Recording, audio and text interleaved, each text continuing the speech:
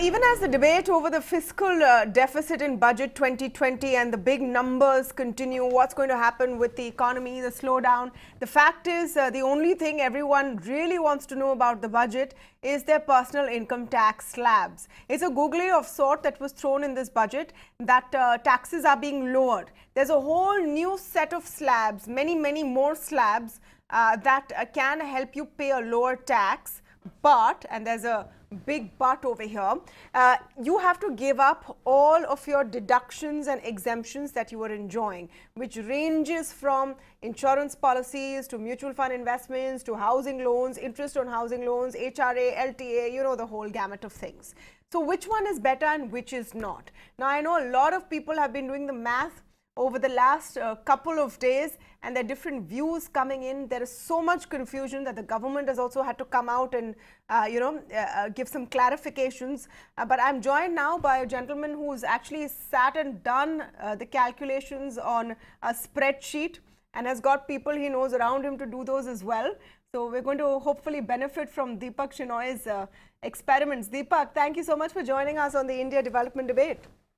Many thanks for having me, Tamanna, and it's been a whirlwind couple of days. Okay. Okay, give us your verdict. Give us your verdict. So now people I've spoken to, most people I've spoken to, your personal finance experts, your tax guys, what they say is that if you take deductions, if you take full deductions, which logically, if you have an option, then why wouldn't you? Then you're better off with the old regime. Is that true or false according to your calculations? So it's true for a lot of people, but it's also false for a lot of people. That's because a lot I define as, roughly according to my calculations, over 50 lakh people will actually benefit from these kind of lower tax slabs. So to actually shift, a lot of people will benefit. And I'll tell you why. I mean, I actually started off from the position saying these tax slabs are an eyewash. They're a total waste of time. People who use exemptions will not give them up, and therefore it doesn't make any sense to try and use the lower slabs. But it turns out a lot of people actually are, we built a spreadsheet to help people calculate, right? So we put all the deductions in one place and we said, okay, what's your total income? Here's the tax you would have paid in the old regime, and here is the tax you will pay if you shift to the new regime. So therefore, we automatically tell you whether it's you should stay or you should shift. Yeah. I assume that everybody would have to shift, or rather, everybody would have to stay. But surprisingly, a lot of people actually, we saw the way people were using this, and then we saw a lot of people for whom it makes sense to stay. And one of them is, for example, people who are retired, who typically have only interest or dividend income.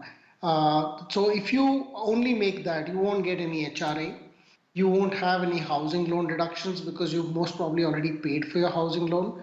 You may get some standard deduction, and even if you get some senior citizen discount on higher interest rate limits, it turns out that a person who makes something like 15 lakh rupees, even if this person was trying to put a full 1,50,000 in 80C instruments to save tax, the new regime is still better for them by approximately 15,000 rupees. Why so? Assuming they have. Why so, Deepak?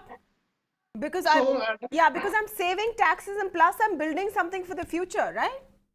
Yes. So actually, when you're retired, the future is already there. So, you don't really need to, but you're doing it because you're forced to. So a person who earns 15 lakhs, has no other deductions, takes 1,50,000 out for this ATC, his income falls to 13,50,000. And then there's another 50,000 rupees of a standard deduction, let's assume. The income comes down to around 13 lakhs. On this 13 lakhs, your income tax is about 2,10,000 rupees, net of all the surcharge, and there's no surcharge in this case, there's cess. But in the new regime, forget all the deductions, just take the 15 lakhs. You will pay only 1,95,000 rupees as tax in the new tax slab. So 2,10,000 on one side with taking the deductions, investing in the ATC instruments and all that stuff, versus 1,95,000 otherwise. That's literally a 15,000 rupee saving for a person who makes 15 lakh rupees in such income. Now, Okay. I'm assuming, of course, there's no other forms of a salary or something like that. But for this person, it just makes sense to shift to the new tax slab. Okay, so this is good for retired people, this is good for non-salaried people, and this is good, the new regime is good for those who don't have home loans. Is that, does So that narrow it down? yeah, actually, what happens is if you stay in your own house, your HRA doesn't count in your salary because you're not actually paying rent. So therefore, if you're staying in your own house, they assume that you'd have a home loan. But what if you've paid up your home loan, you worked really hard, and other than Yeah. if you stay in Bombay, I think most places in India, you can actually pay off your home loan in your lifetime. So, I know a lot of people who, by the age of 45, have actually become debt free in terms of not having a home loan to worry about.